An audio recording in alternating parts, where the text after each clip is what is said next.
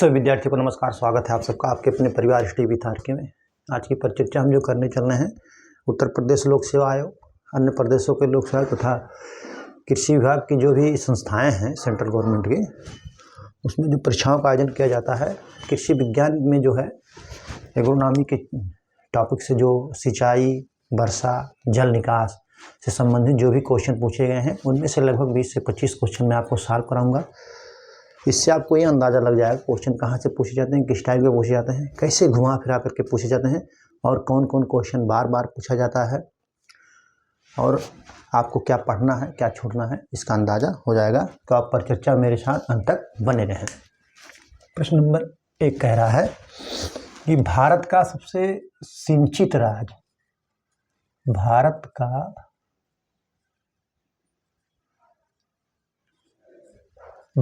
का सबसे अधिक सिंचित राज्य कौन सा है?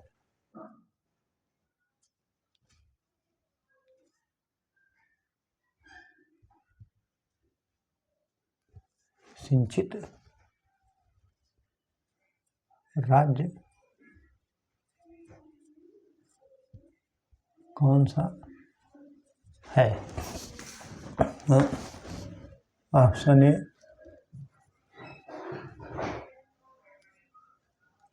हरियाणा, बी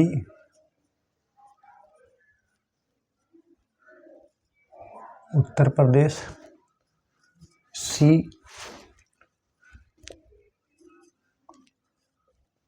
पंजाब, डी जो है मध्य प्रदेश। तो कह रहा है कि भारत का सबसे अधिक सिंचित राज्य कौन सा है, तो सबसे अधिक सिंचित पूछ रहा है। तो सबसे अधिक सिंचित जो है पंजाब है। पंजाब में जो है सबसे ज़्यादा सिंचित राज्य पंजाब है। लेकिन अगर यही पूछा होता कि किस प्रदेश में सबसे अधिक सिंचित क्षेत्रफल है तो वो उत्तर प्रदेश होता है। क्षेत्रफल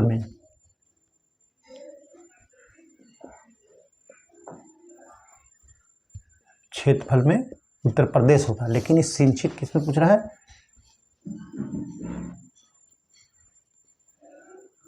प्रतिशत में, तो पंजाब है। उस क्षेत्रफल में उत्तर प्रदेश है क्योंकि उत्तर प्रदेश का क्षेत्रफल बहुत बड़ा है। ठीक है, आप इसको नोट कर लीजिए। ठीक है,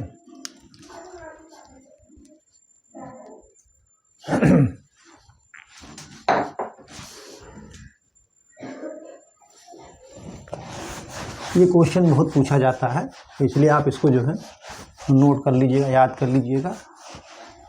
ठीक है, क्वेश्चन नंबर 2 कह रहा है कि समुच्च के साथ आवंटित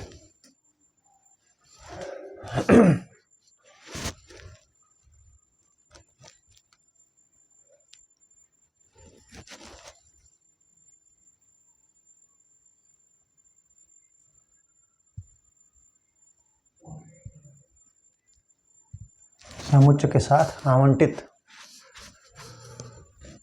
आवंटित सीढ़ी में पानी देने को क्या कहते हैं?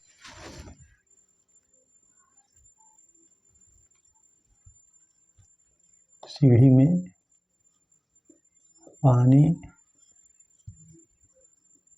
देने को क्या कहते हैं?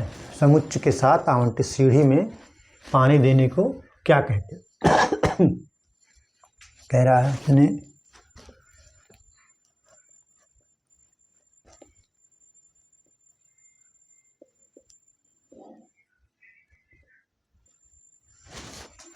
समुच्च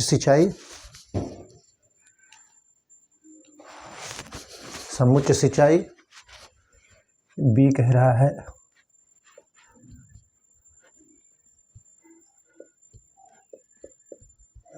बेसिन सिंचाई,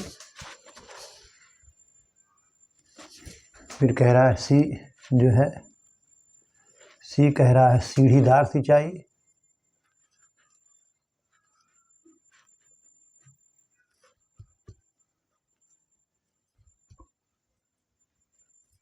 और डी कह रहा है नियंत्रित सिंचाई। क्या?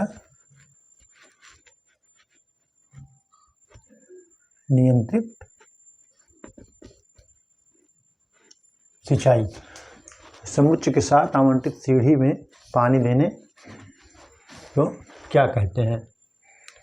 तो कहते हैं उसको सीढ़ीदार सिंचाई। कौन सा? सीढ़ीदार सिंचाई कहते हैं। ऑप्शन सी सही है, आप इसको नोट कर लीजिए, ठीक है। अगला क्वेश्चन जो है बहुत बार पूछा गया है, बार बार पूछे जाने की संभावना रहती है, जो है क्वेश्चन नंबर 3। क्वेश्चन नंबर 3 क्या कह रहा है? कह रहा है कि टपक सिंचाई किन क्षेत्रों के लिए उपयुक्त है?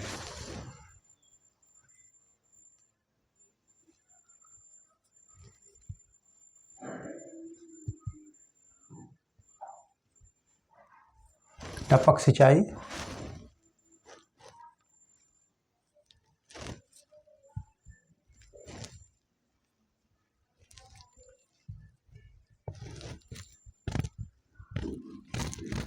टपक सिंचाई किन क्षेत्रों के लिए उपयुक्त होती है? टपक सिंचाई किन क्षेत्रों के लिए उपयुक्त होती है?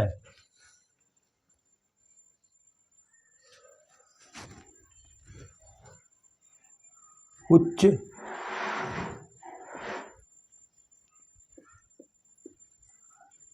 वर्षा क्षेत्र, और बी कह रहा है जो है आर्द्र एवं नम क्षेत्र। आर्द्र एवं नम क्षेत्र, और सी कह रहा है शुष्क क्षेत्र। क्या कह रहा है? शुष्क क्षेत्र।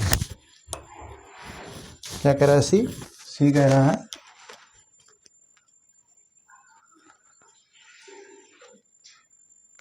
शुष्क क्षेत्र, और डी कह रहा है इनमें से कोई नहीं। क्या कह रहा है?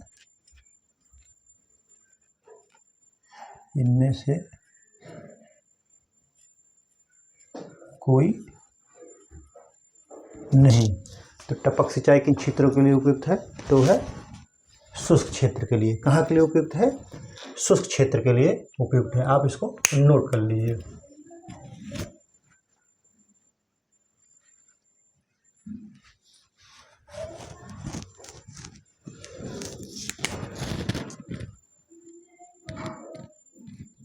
इसकी शुरुआत कहाँ हुई? इजराइल में हुई। कहाँ हुई?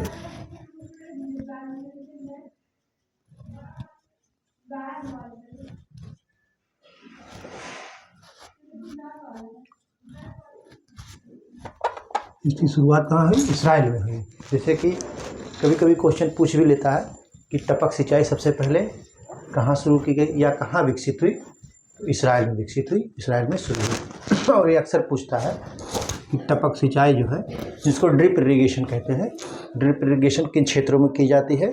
तो ये ड्रिप इरिगेशन में होता है कि जैसे मान लीजिए ये पौधा है, ये पौधा है, ये पौधा है, तो यहाँ ऐसे पाइप बिछाई जाती है, ठीक है, पाइप बिछाई जाती है और यहीं पर ही छेद किया जाता है, यही पेड़ पौधे की जड़ के पास, और इस जड़ में ही पानी दिया जाता है, जिससे पानी की बचत बहुत होती है। सबसे कम पानी जो है इसी मेथड में लगता है सिंचाई के। ये भी क्वेश्चन पूछा जाता है कि सबसे कम जो है पानी की जो है आवश्यकता कहाँ पड़ती है? तो ड्रिप इरिगेशन, टपक सिंचाई में सबसे ज़्यादा पानी की बचत इसी सिंचाई में होती है। आप इसको नोट कर लीजिए, ठीक है।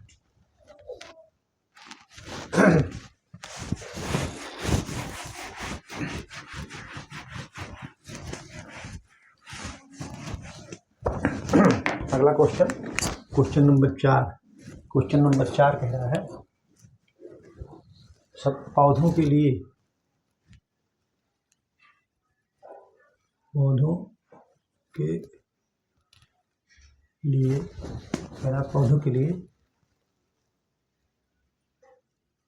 पानी का कौन सा रोग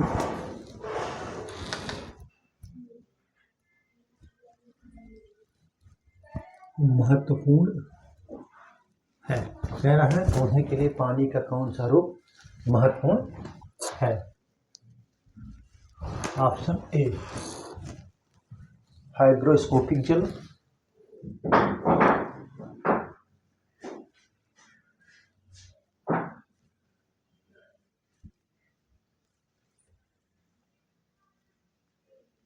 हाइग्रोस्कोपिक जल, और बी कह रहा है जो है गुरुत्वीय जल। कौन सा?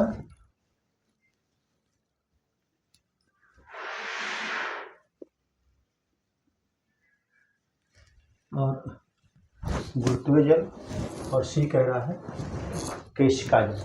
कौन सा? केशिका जल। और डी कह रहा है इनमें से कोई नहीं। क्या कह रहा है? इनमें से कोई नहीं।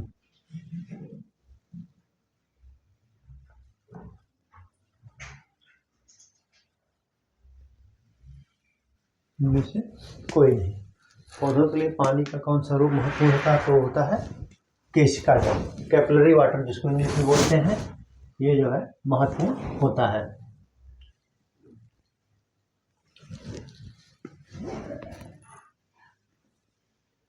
इसका तनाव जो है 1/3। इसका मृदा में, इसका मृदा में मृदा जल तनाव 1/3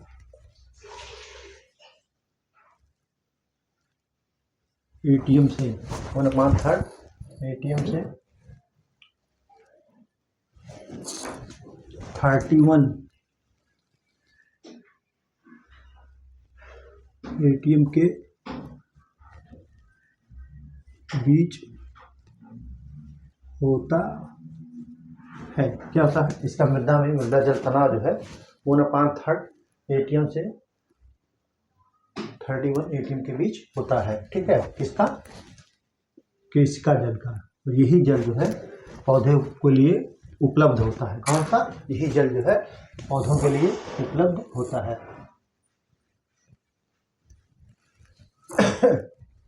इसकी उपस्थिति नोट कर लीजिए।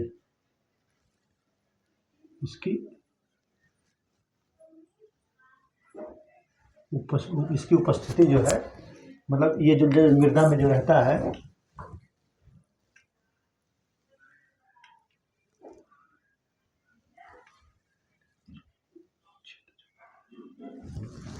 इसकी उपस्थिति क्षेत्र क्षमता तथा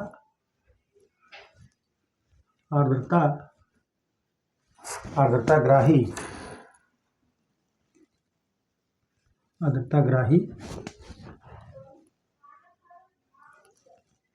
गुणांक के बीच होती है। ठीक है। पौधों के लिए पानी का कौन सा रूप महत्वपूर्ण होता है? तो पौधों के लिए पानी का जो है केशिका जल जो है बहुत ही महत्वपूर्ण होता है, जिसको इंग्लिश में कैपिलरी वाटर कहते हैं।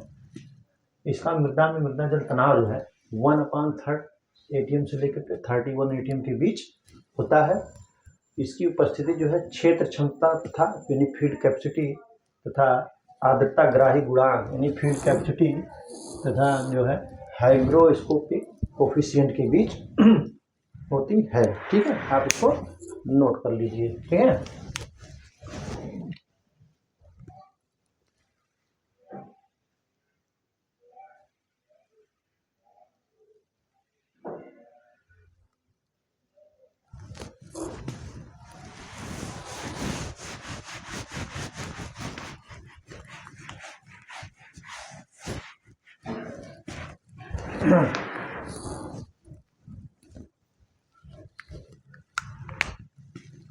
अगला क्वेश्चन नंबर 5 क्या कह रहा है? पौधों को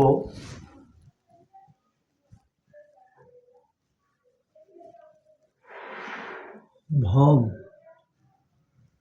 जल, क्या कह रहा है? पौधों को भौम जल की उपलब्धता, पौधों को भौम जल की उपलब्धता कितने तनाव के प्रास में होती है? कह रहा है कितने तनाव प्रास, कितने तनाव के प्रास में होती है?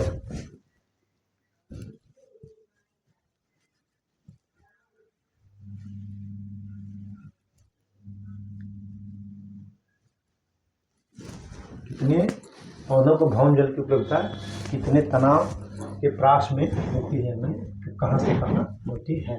तो कह रहा है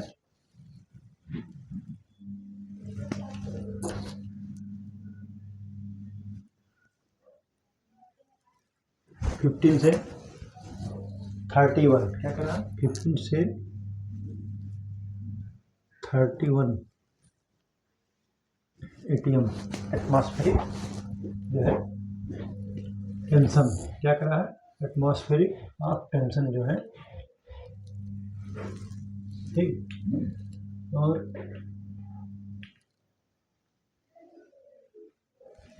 फिर दूसरा कह रहा है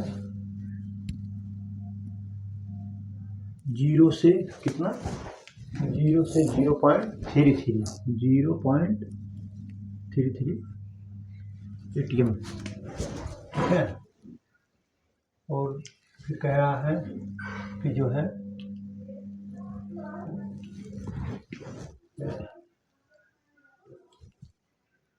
C 0.33 से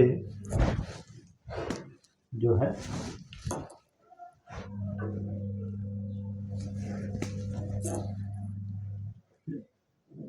एटीएम, क्या कह रहा है? 0.33 से एटीएम, ठीक है। और अगला कह रहा है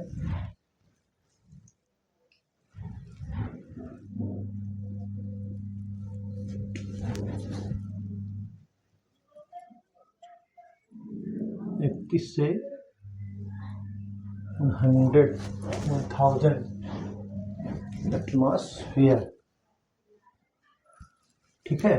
पौधों को भौम जल की उपलब्धता कितने तनाव प्रास के बीच होती है? तो वो होती है ऑप्शन सी सही है, 0.33 से 15 एटीएम के बीच होती है, ठीक है। आप इसको नोट कर लीजिए, ठीक।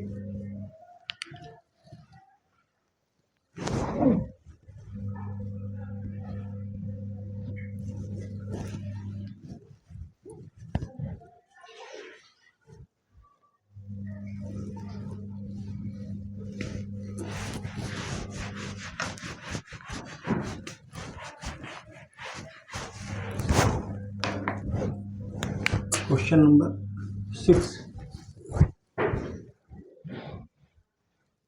कह रहा है, क्वेश्चन नंबर 6 जो है बहुत बार दिखाया हूँ, बहुत बार पूछा जा चुका है। गेहूं की प्रथम सिंचाई की क्रांतिक अवस्था कौन सी होती है? तो गेहूं की प्रथम क्रांतिक सिंचाई अवस्था जो होती है वो 21 से 25 दिन, कितना? 21 से 25 दिन जो है गेहूं की सिंचाई की क्रांतिक अवस्था होती है। आप इसको नोट कर लीजिए, ठीक है।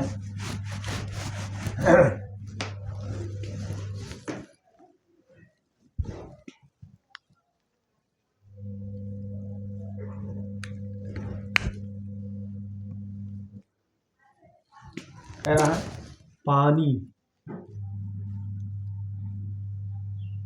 तथा हवा के बीच, कह रहा पानी तथा हवा के बीच की सीमा परत क्या कहलाती है? हवा के बीच की सीमा परत क्या कहलाती है। कह रहा है कि पानी तथा हवा के बीच सीमा पर क्या कहलाती है? पानी तथा हवा के बीच की सीमा पर क्या कहलाती है? ऑप्शन ए पृष्ठ, क्या कह रहा है? पृष्ठ तनाव। और बी क्या कह रहा है? बी कह रहा है चिपकने वाला।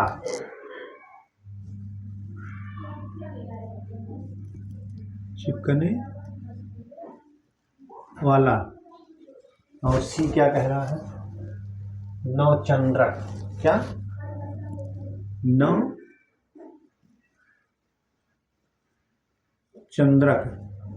और डी क्या कह रहा है? डी कह रहा है इनमें से कोई नहीं।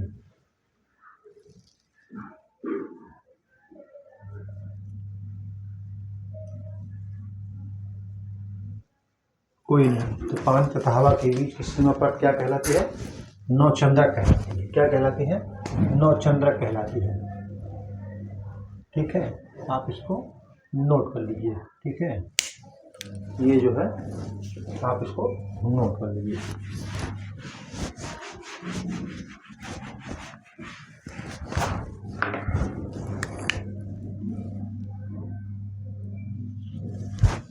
अगला क्वेश्चन कह रहा है टाइफून विधि से सिंचाई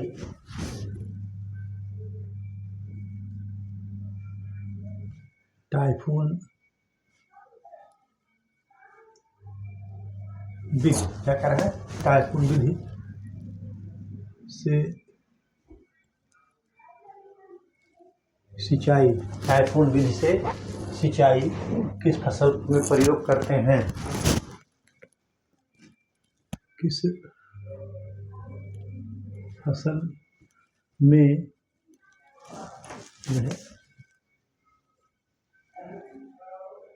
प्रयोग करते हैं? है कि टाइफून से सिंचाई किस फसल में प्रयोग करते हैं? तो कह रहा ऑप्शन ए गन्ना, आलू, गन्ना, आलू, फलदार वृक्ष, फलदार वृक्ष, वृक्ष फसलें हैं। डी गेहूं। कह रहा है ऑप्शन ये कह रहा है कि टाइफून विधि से सिंचाई किस फसल में करते हैं? तो टाइफून विधि से जो सिंचाई करते हैं वो किस फसल में करते हैं? गन्ना में करते हैं। किसमें? गन्ना में करते हैं। आपका ऑप्शन ये सही है, इसको नोट कर लीजिए। ठीक है,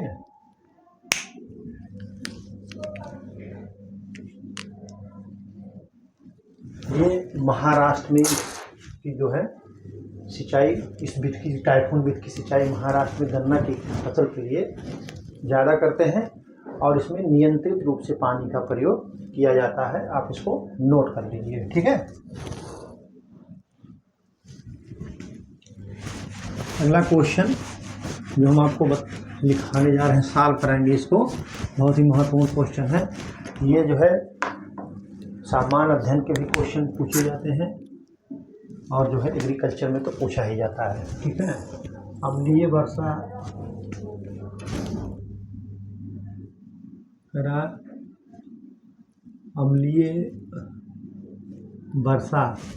अम्लीय वर्षा किस गैस के कारण, क्या कह रहा है? अम्लीय वर्षा किस गैस के कारण होती है? अम्लीय वर्षा किस गैस के कारण होती है? ऑप्शन ए ऑप्शन ए कह रहा है जो है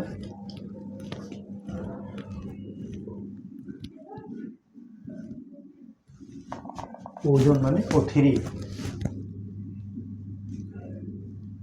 ओजोन और CO2, ओजोन और CO2, ठीक है। कह रहा है नाइट्रस ऑक्साइड और किसके कारण, सल्फर डाइऑक्साइड के कारण, किसके कारण, सल्फर डाइऑक्साइड। फिर सी क्या कह रहा है, सी कह रहा है जो है carbon dioxide, sorry carbon dioxide और अमोनिया CO2 और जो है NH3।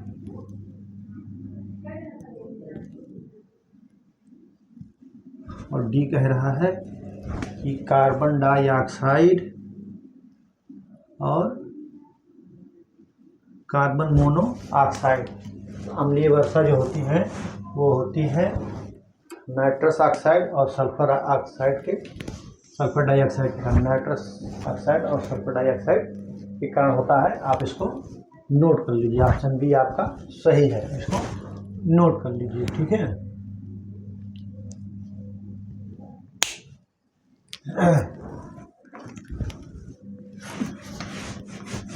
अगला क्वेश्चन हमने टपक सिंचाई में आपको बताया है, इसलिए उसको बताएंगे मतलब लिखाएंगे नहीं, केवल आपको हम बता दे रहे हैं कि क्वेश्चन पूछा गया है। कौन सी सिंचाई मेथड जो है उत्तम जल व्यवस्था उपलब्ध कराती है, यानी बचत जल की होती है, ज़्यादा से ज़्यादा पानी प्रयोग होता है, तो कौन सा है,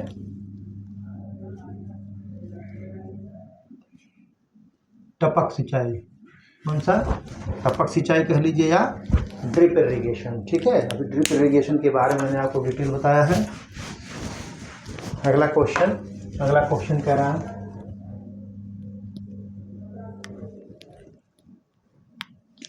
दूर दूर जो फसल लगाए गए हैं या पौधे वृक्ष जो भी लगाए जाते हैं उनको सबसे अच्छी मेथड सिंचाई कौन होती है, तो वो टपक सिंचाई होती है।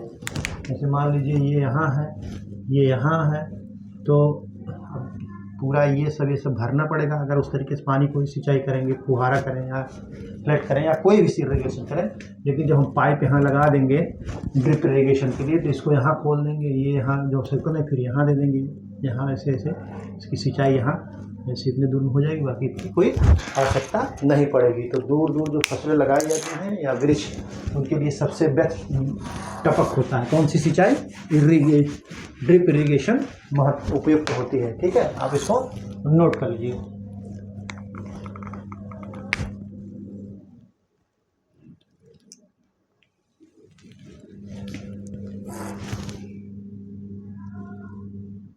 क्षेत्र जल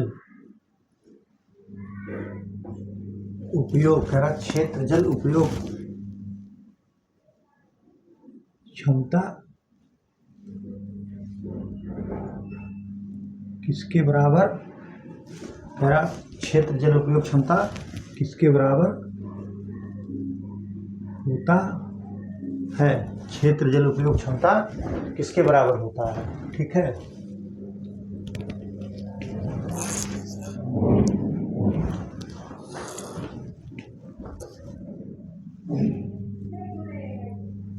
जलमांग बटे उपज, और बी कह रहा है उपज बटे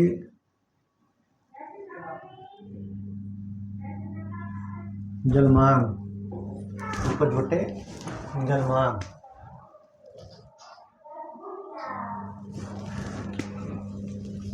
फिर कह रहा है वाष्पोत्सर्जन बटे क्या है, उपज, क्या है, वाष्पोत्सर्जन बटे जो है उपज। फिर डी कह रहा है उपज बटे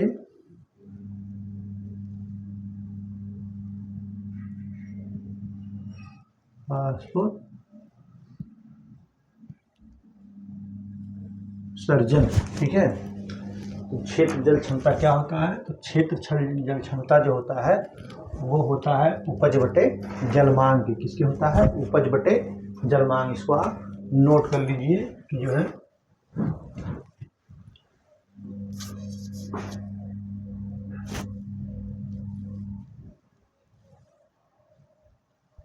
ठीक है, आप इसको नोट कर लीजिए।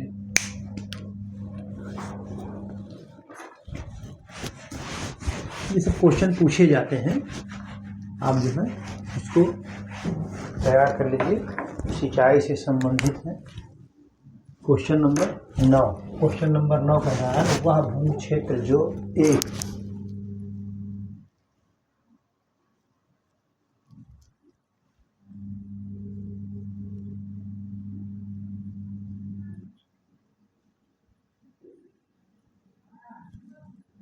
वह भूमि क्षेत्र जो एक उभयनिष्ठ बिंदु पर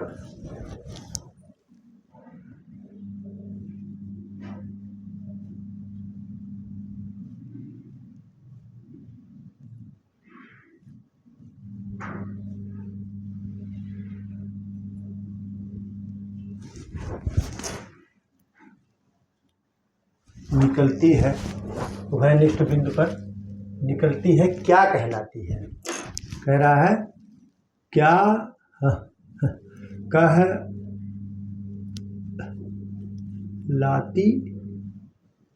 है। क्या कहलाती है? आप जो है कह रहा है जल संग्रहण क्षेत्र। जल संग्रहण क्षेत्र, जल संग्रहण क्षेत्र। बी कह रहा है खेत तालाब। क्या कह रहा है? खेत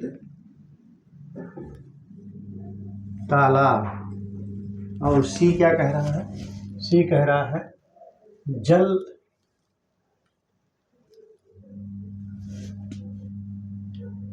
संग्रहण। क्या कहलाता है? जल संग्रहण। क्या कहलाता है? कह रहा है जल संग्रहण। और डी कह रहा है इनमें से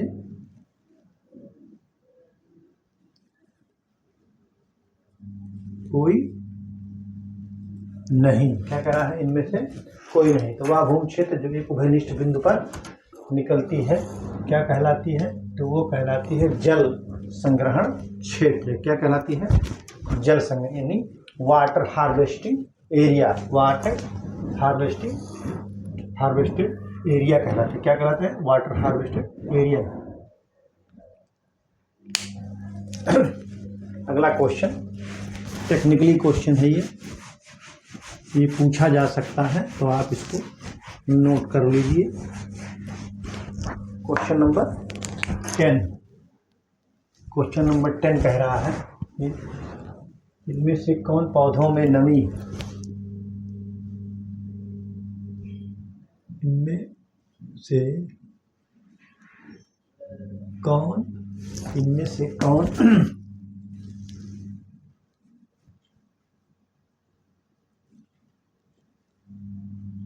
पौधों में नमी, इनमें से कौन पौधों में नमी तनाव के समय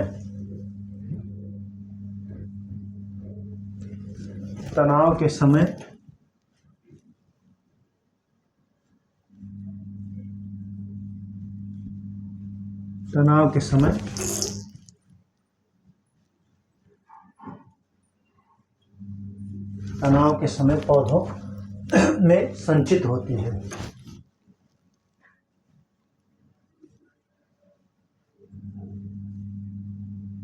संचित होती है। इनमें से कौन पौधों में नमी तनाव के समय पौधों में संचित होती है?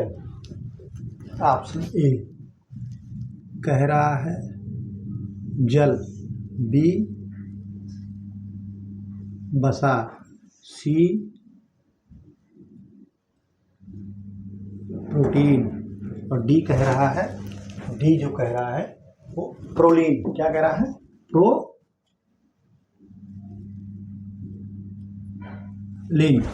इनमें से कौन सा पौधों में नमी तनाव के समय पौधों में संचित नहीं, पौधों में जब नमी होती है तो जो है पौधों में कौन संचित होता है? तो होता है प्रोलीन होता है। आपका ऑप्शन डी सही है, इसको नोट कर लीजिए, वो है प्रोलीन होता है। ठीक है, आप इसको नोट कर लीजिए। ठीक है,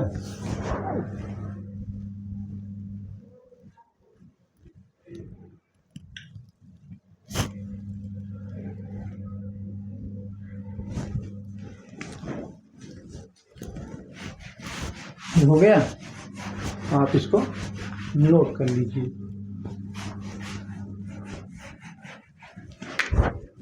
क्वेश्चन नंबर 11, क्वेश्चन नंबर 11 कह रहा है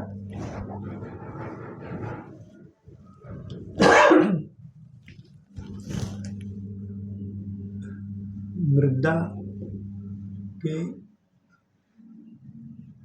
ऊपरी, क्या कह रहा है? मृदा के ऊपरी सीमा पर, ऊपरी सीमा पर कौन सा जल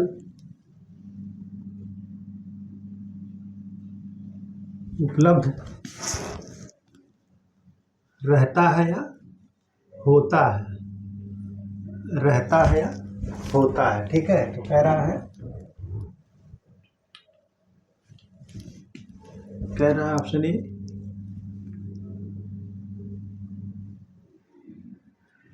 फील्ड कैपेसिटी, बी क्या कह रहा है? वाटर रिलेशन कैपेसिटी कह रहा है, वाटर रिलेशन, क्या कह रहा है? Water relation capacity.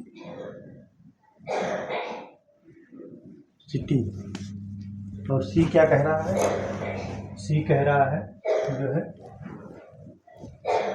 Saturation capacity. क्या कह रहा है? Saturation capacity. ठीक है,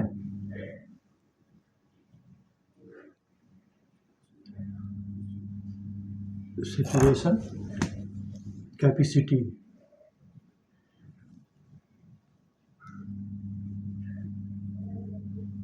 सैचुरेशन कैपेसिटी। और डी कह रहा है इनमें से कोई नहीं।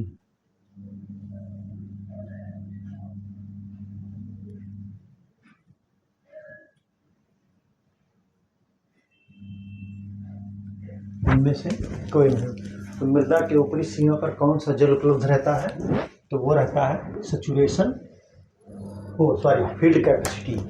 कौन सा जल उपस्थित रहता है? फील्ड कैपेसिटी जो है उपस्थित रहता है। आप इसको नोट करिए, फिर मैं आपको आगे बताता हूँ।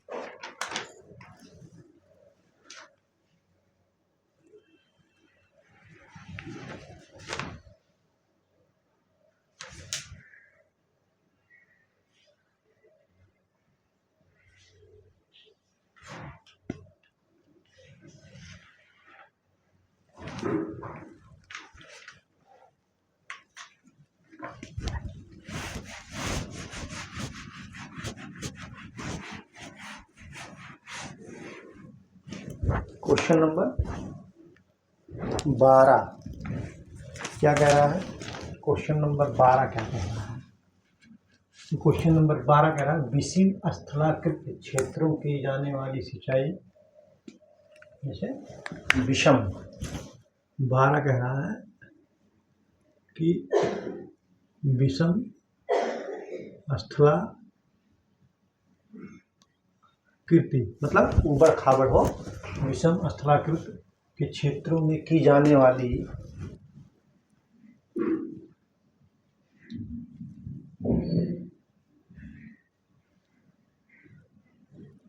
विषम स्थलाकृत क्षेत्रों में स्थलाकृत के क्षेत्र, ये स्थलाकृत के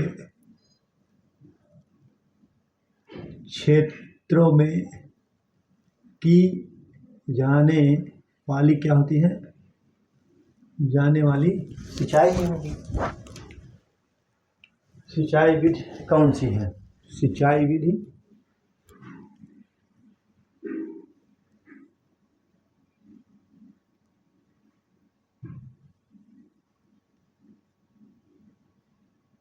कौन सी है? ठीक है, विषम स्थलाकृत के क्षेत्रों में की जाने वाली सिंचाई विधि कौन सी है? तो ऑप्शन ए,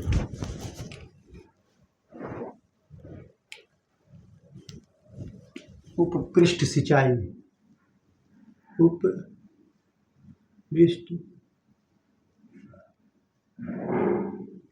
सिंचाई। फिर बी कह रहा है टपक सिंचाई। कौन सी? टपक सिंचाई। फिर डी कह रहा है छिड़काव सिंचाई। कौन सी? छिड़काव सिंचाई। ठीक है, छिड़काव सिंचाई। फिर डी कह रहा है बाढ़ सिंचाई। क्या कह रहा है? बाढ़ सिंचाई। विषम स्थल के क्षेत्रों में की जाने वाली सिंचाई विधि को क्या कहते हैं? तो वो कहते हैं जो है छिड़काव सिंचाई। फुहारा सिंचाई जो है वो, जैसे उबड़ खाबड़ जमीन है तो वहाँ पर सिंचाई के लिए जो है फुहारा सिंचाई, छिड़काव, स्प्रिंकलर जिसको कहते हैं हम, स्प्रिंकलर का यूज किया जाता है। वो पौधों के ऊपर छिड़का जाता है, उसके बाद पौधों के पत्तियों और शाखाओं और उसके माध्यम से जड़ में जाती हैं। आप इसको नोट कर लीजिए। ठीक है,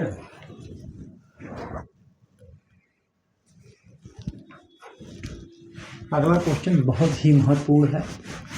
आप जानते हैं कि पौधे या तो C group, C3 group, C4 group या कैम होते हैं।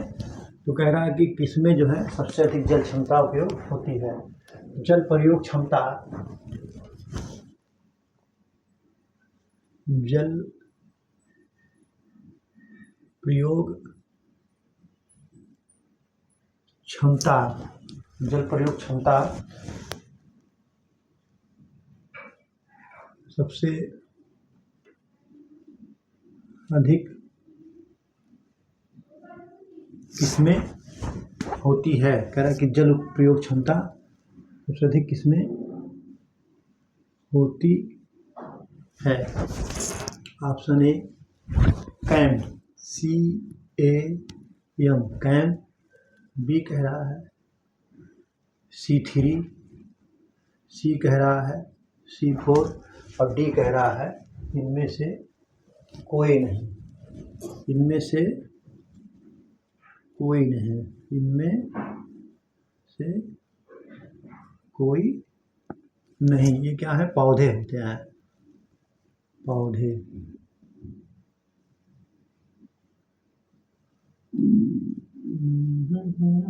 पौधे। ठीक है, तो जल प्रयोग क्षमता या उपयोग क्षमता, वाटर यूज इफिशियंसी जिसको इंग्लिश में बोलते हैं, वाटर यूज इफिशियंसी, तो सबसे अधिक किस में होता है?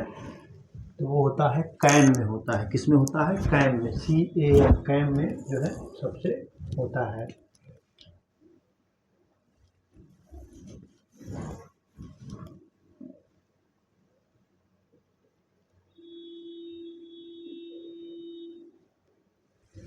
ये सकुलेंट पौधे होते हैं।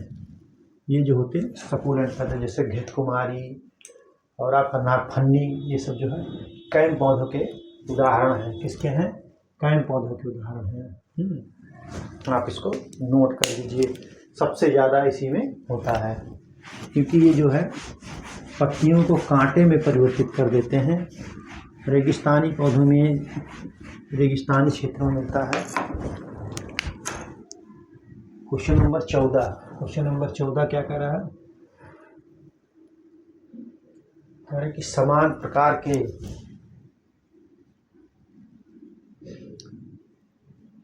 समान प्रकार के अणुओं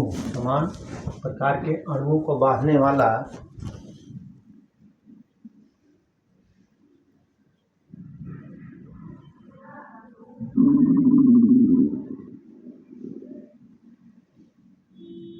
समान प्रकार के अणुओं को बांधने वाला आकर्षण बल कौन बांधने वाला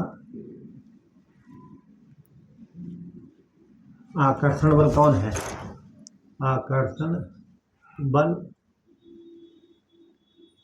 कौन है? ठीक है, ऑप्शन ए ससंजक। क्या कह रहा है? ससंजन बल। बी कह रहा है असंजन बल।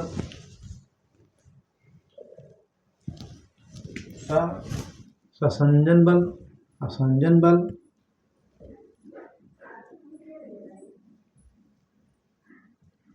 फिर सी कह रहा है कि जो है मैट्रिक बल। कौन सा? मैट्रिक बल। और डी कह रहा है इनमें से कोई नहीं। क्या कह रहा है? इनमें से कोई नहीं। तो समान प्रकार के अणुओं को बांधने वाला आकर्षण बल होना चाहिए यहाँ पर। ये यहाँ पर जो है वाला होना चाहिए। वाला आकर्षण बल कौन सा है? तो समान है, तो सा संजन लगा है, तो ये ससंजन बल ही होता है। ठीक है,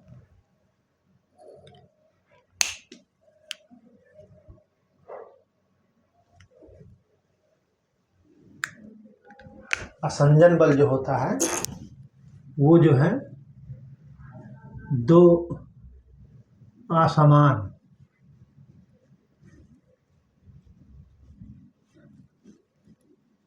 अणुओं को, ठीक है, दो असमान अणुओं को बांधने का कार्यक्रम करता है बल, असंजन बल होता है। आप इसको नोट कर लीजिए। ठीक है,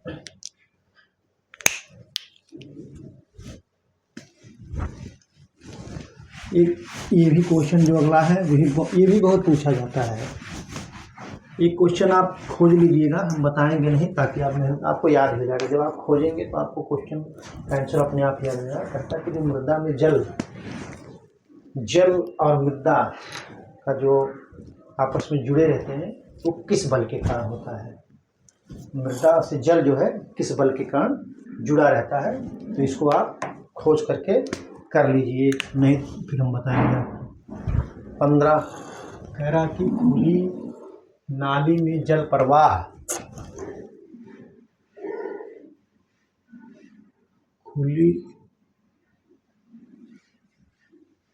खुली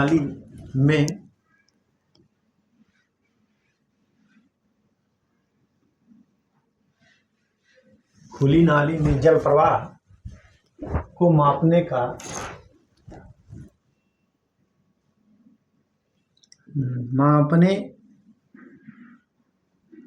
खुली नाली में जल प्रवाह को मापने का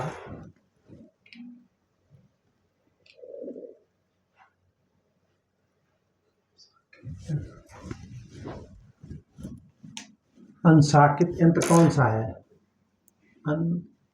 यही क्वेश्चन में है, मतलब लिखा ही वो अंशांकित यंत्र कौन सा है? ऑप्शन ए। क्या कह रहा है? ऑप्शन ए कह रहा है वाटर मीटर। बी कह रहा है बी नोच। सी कह रहा है पार्सल फ्लूम। क्या कह रहा है? Parcel flume. क्या कह रहा है? Parcel flume. डी कह रहा है इनमें से कोई नहीं। क्या कह रहा है? इनमें से कोई नहीं।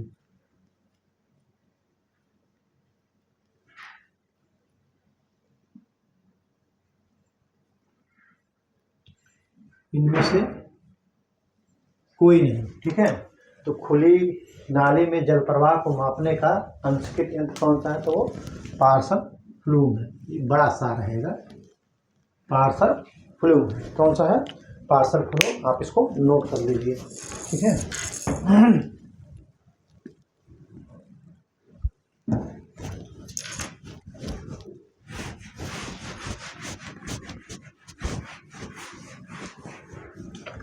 क्वेश्चन नंबर 16, क्वेश्चन नंबर 16 क्या कह रहा है, ऐसा तरीका जिसके द्वारा जल, ऐसा तरीका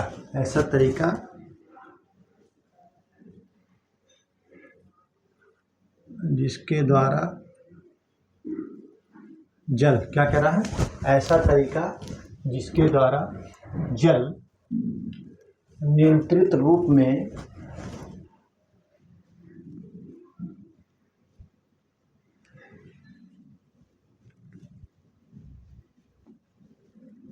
नियंत्रित रूप में लगाया जाता है,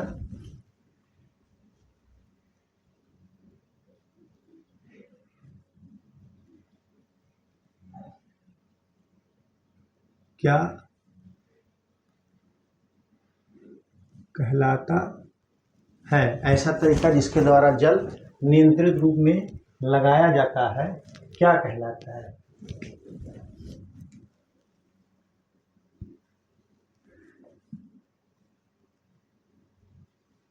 सिंचाई अवधि,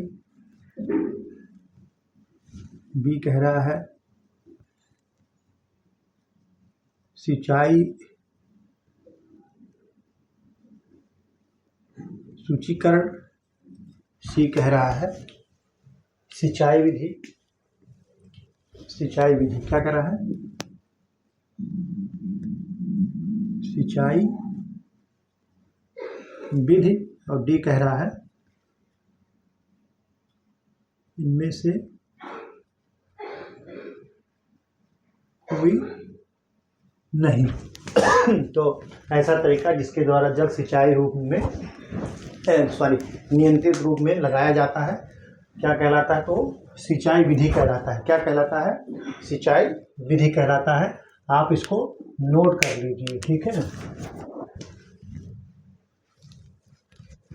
देखिए, अब देखिए, जलमांग एक होता है पौधों का, तो वो पूछ लेता है कभी कभी कि सबसे अधिक जलमांग जो है किस पौधे की है। क्या कहता है, सबसे अधिक जलमांग किस पौधे की है, और या पूछ लेगा सबसे अधिक जलमांग किस फसल की है या किस फसल की कम है।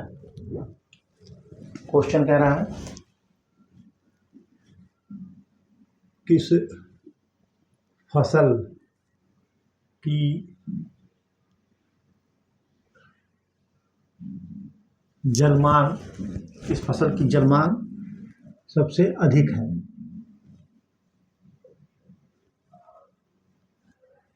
अधिक है, कह रहा है किस फसल की जलमांग सबसे अधिक है। ऑप्शन ए धान, बी गेहूं, सी आलू, डी गन्ना। तो किस फसल की जलमांग सबसे अधिक है, तो सबसे अधिक जलमांग जो है गन्ने की है, उसके बाद धान की है, फिर आलू, फिर गेहूं, ठीक है। किस फसल की जलमांग सबसे अधिक है, तो गन्ना की सबसे अधिक है, उसके बाद धान की है, फिर आलू की है, फिर गेहूं, ठीक है। आप इसको नोट कर लीजिए, ठीक है। वैसे अगर आलू की जगह तरकारी दिया होता या सब्जी, तो गन्ना के बाद सब्जी का ही नंबर आता है, ठीक है। आप इसको नोट कर लीजिए, ठीक है। कुछ पौधों का मैं जलमांग आपको लिखा दे रहा हूँ, आप इसको नोट कर लीजिए, ठीक है। फसल कह रहा है फसल का नाम, और उसके बाद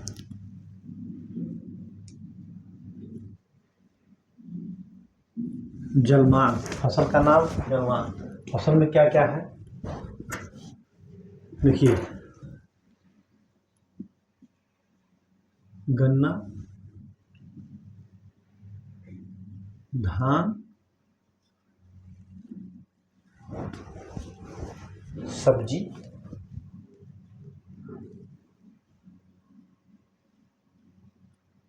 गेहूं, चना। दलहनी में कम होता है। दलहनी और तिलहनी में आप फंडा क्लियर कर लीजिए कि दलहनी और तिलहनी फसलों की जल मांग जो है कम होती है, ठीक है ना। तो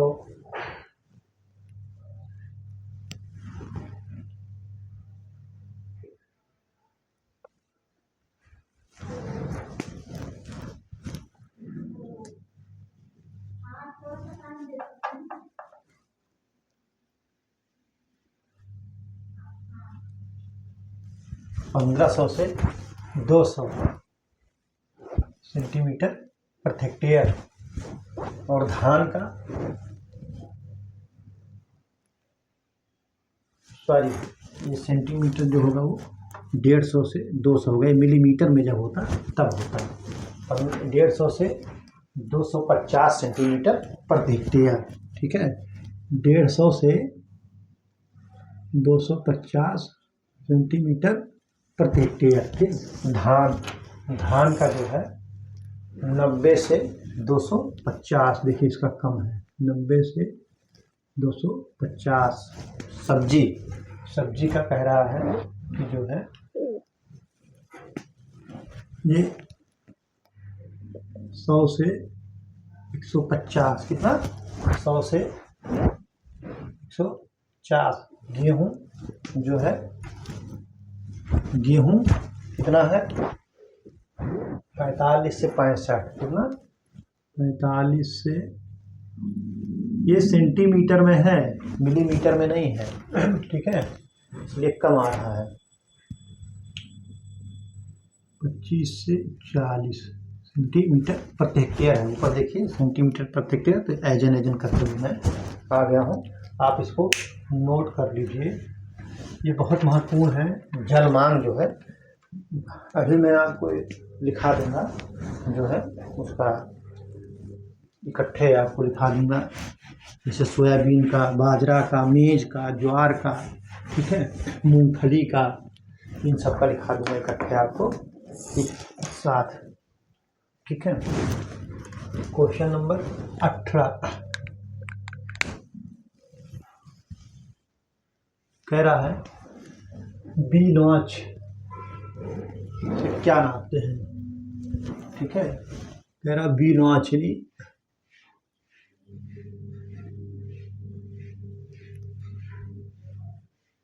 क्या नापते हैं। पार्सल फ्लोम से भी खुली नाली का, और बी नॉच से भी जल का बहाव नापते हैं। बी नॉच से क्या नापते हैं।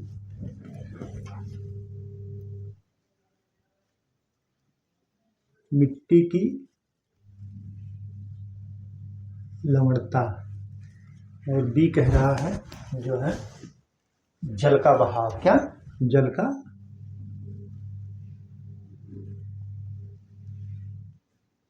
बहाव।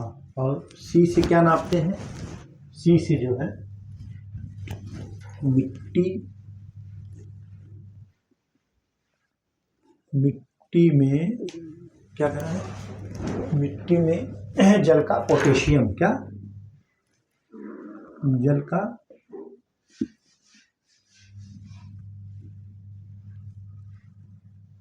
पोटेशियम। और डी क्या कह रहा है, इनमें से कोई नहीं, इनमें से कोई नहीं। तो बी नॉच से हम जो नापते हैं वो जल का बहाव नापते हैं। पार्सल फ्लूम से जो खुली नाली तो जल का बहाव नापते हैं, और इससे जो है अगर केवल साधारण पूछा है जल का बहाव किससे नापते हैं तो बी नॉच आप लिखेंगे। अगर खुली नाली कह दिया तो आप जो है पार्सल फ्लूम का करेंगे, ठीक है।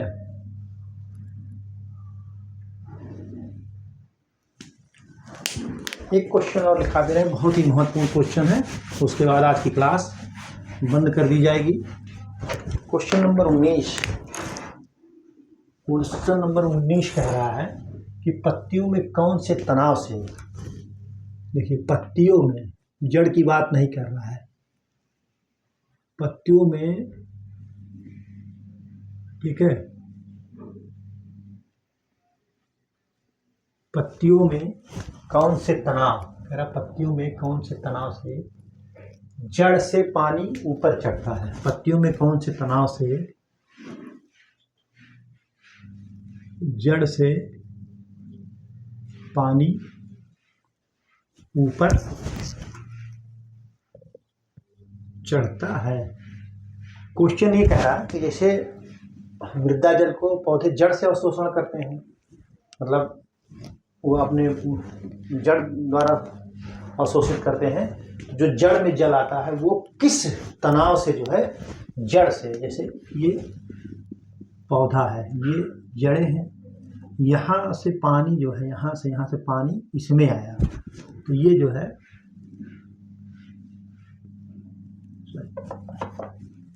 ये जो है पत्तियां हैं, ये पत्तियां हैं, ये पत्तियां हैं, ये पत्तियां हैं, समझ लीजिए ये पत्तियां हैं।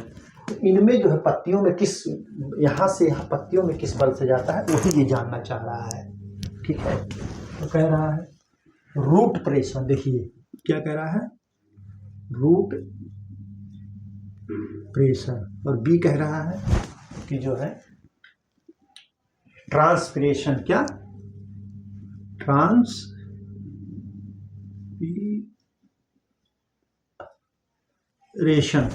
और सी क्या कह रहा है, सी कह रहा है जो है रूट ट्रांसपिरेशन पूल, क्या है, ट्रांसपिरेशन पूल है, कह रहा है ट्रांसपिरेशन पूल के द्वारा, ये कह रहा है एसेंट ऑफ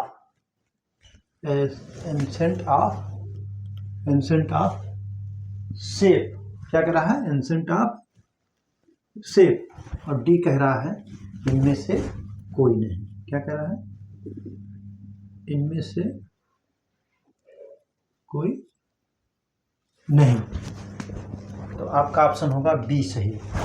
ट्रांसपिरेशन पूल द्वारा जड़ तनाव से जड़ में पानी ऊपर चढ़ता है, इसी से यहाँ से जो पानी ऊपर की तरफ ट्रांसपिरेशन पूल के तनाव के कारण ही चढ़ता है। आप इसको नोट कर लीजिए, ठीक है, ठीक। अब जो है आप इसको नोट कर लीजिए। दो क्वेश्चन और महत्वपूर्ण है, लेकिन मैं कल की क्लास में आपको बताऊंगा, अगली क्लास में बताऊंगा। तो देखिए ये है, हमने आपको कवर कराया है 23 क्वेश्चन, लेकिन कंटेंट हमने जो आपको उपलब्ध कराया है लगभग 30-32 क्वेश्चन का कंटेंट उपलब्ध कराया, तो कंटेंट भी आप लिखते चलिए, तो आप इसको तैयार कर लीजिएगा अच्छी तरीके से। तो आज की परिचर्चा यहीं पर समाप्त की जाती है। परिचर्चा बने रहने के लिए बहुत बहुत धन्यवाद। Thank you so much.